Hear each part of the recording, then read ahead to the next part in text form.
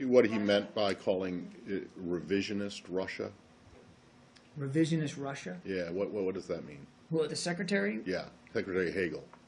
I think what he's referring to there is that that there appears to be in their intentions and their motives a calling back to the glory days of the Soviet Union. He also used that phrase, that its army, meaning Russia's army, on NATO's doorstep. Why is that?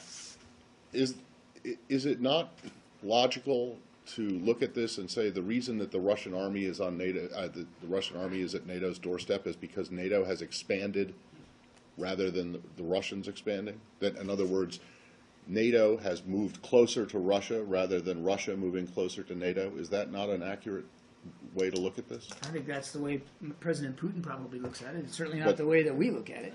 You don't think that NATO has expanded eastward toward Russia? NATO has expanded, Okay. and the expansion has been a good thing for... So the reason that the Russian army is at NATO's doorstep is not the fault of the Russian army, it's not the Russian army that's done it. It's NATO has moved closer to, moved I'm pretty east. sure it wasn't NATO who was ordering, upwards of 15 battalion tactical groups to within 10 kilometers of the border with Ukraine. And I'm pretty sure it wasn't NATO who put little green men inside Ukraine to destabilize eastern cities. I'm pretty sure that Ukraine is not a member of NATO. So unless that's changed, it's not okay. changed. But I'm So, pretty sure the movement by Russia is Russia's decision. if NATO has moved east, the reason that the Russian army is closer or on NATO's doorstep is because NATO moved, not NATO because is not an anti-Russia alliance. NATO is a security alliance.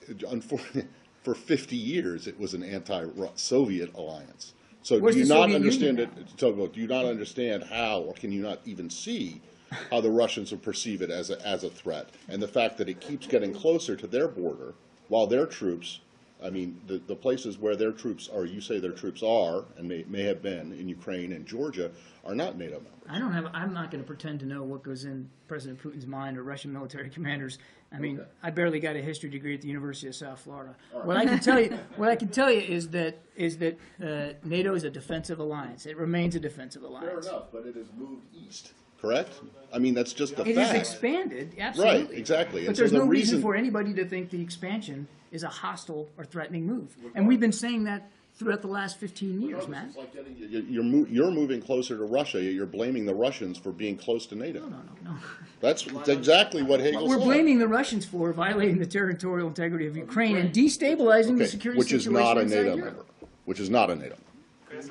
I see to you Other on that countries point. feel threatened that are NATO members.